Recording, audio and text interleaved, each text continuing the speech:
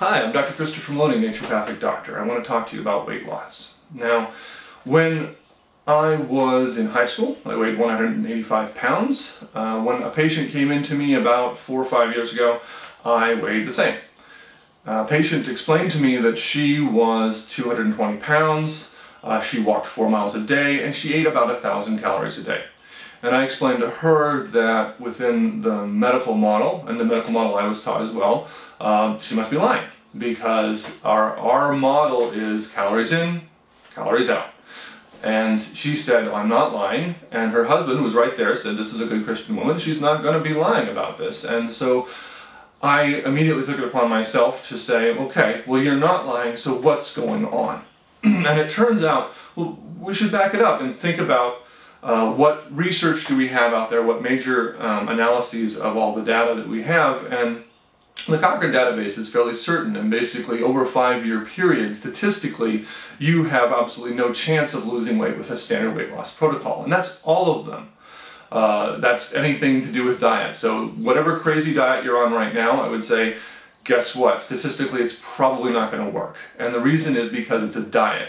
It's actually an intervention that you're going to take for a set number of months, then you're eventually going to get tired of doing it and you'll go do something else, and then you eventually will have a holiday that'll happen, typically, and you'll regain some of the weight, and then you won't get back on the stick in January, and we're going to get back to where we are now. So over 5 years, statistically, none of the diets work terribly well. Now, there are individuals who continue on the diet for life.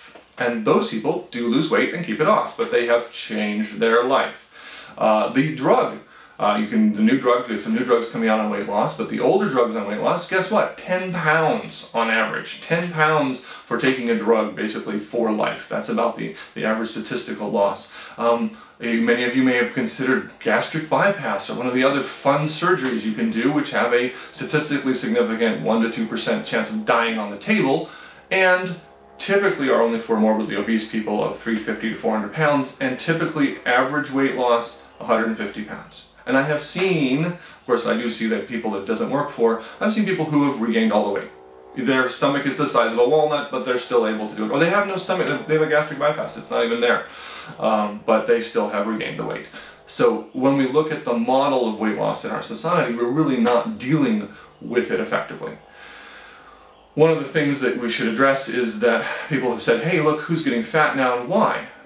If you look back before 2001, you see that we were actually eating more and exercising less. People are still eating as much as they were prior, and they're exercising slightly more, but we've seen a skyrocketing obesity, and it's not in the older population, it's actually in the younger population. We're seeing people getting fatter and fatter, and my response to that is that this metabolic syndrome that we have is really what we call a subclinical Cushing syndrome. Cushing syndrome is when your adrenals are going all the time, and you'd expect that person to be waif thin, but they're not. They actually gain a buffalo hump on their back, they've got a huge amount of abdominal fat, their faces get really big, they look like really fat metabolic syndrome people, and that has occurred in our culture, at least in the US, since 9/11.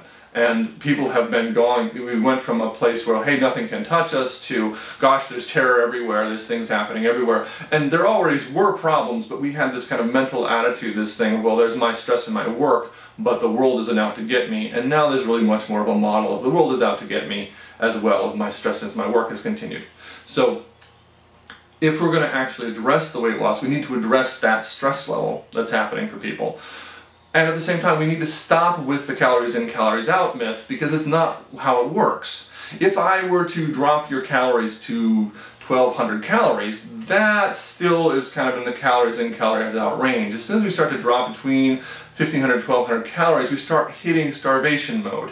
And you'll hear the discussion of, like, your base metabolic rate. And that the base metabolic rate will drop. And that actually, it can be documented by showing that your active T3, your active thyroid hormone, will drop in direct proportion to how little food you eat. And so you're dropping from 1,200 calories to, say, 750 calories, which, by the way, starvation, like Somalia starvation, is 900 calories. So when we're really in starvation mode, you're going to experience kind of a linear decrease in your body's ability to generate heat, its ability to maintain body function. And so you're really just slowing everything down. You're not, in fact, going to lose a lot of weight. And when you say, hey, geez, it's not working, I'm going to go back on this, boom, you're going to get a sudden weight gain because the metabolic, you're putting all these calories in. You thought, hey, this is where I was before, but the metabolic rate is lowered, and all those calories are going to go right back to fat. So if you then say, well, geez, but I can do 750 calories a day, and I'm going to exercise like a fiend. I'm going to do an hour of just treadmill at 100 miles an hour. Don't do that, but something like that. And the idea is, at that point, your metabolic rate will decrease further. So they have a study of poor overweight people. Some of them are on 750 calories a day. Some of them are on 750 calories a day, and they're running. And the 750 calorie a day people running didn't lose any more weight than the regular folk because their T3 dropped again. In fact, if you're going to starve yourself, some other studies show that if you're at 300 calories, which is basically, I had a grape today, or 3 times a day, at 300 calories, you are actually less hungry than you are at 750 calories. So if you're going to starve people, you should really just starve them.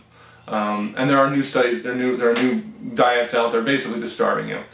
I'm not actually for that, because the whole model of starvation is that your body is going to recover from that. You are wired so that the next time you try to starve yourself, your body's going to be much more resistant.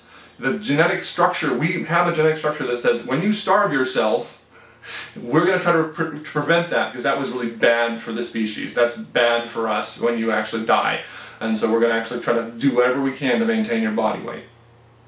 That said, there's a group of people that I see consistently that have very slender bodies and don't have a lot of excess fat. And those people are who are eating organically.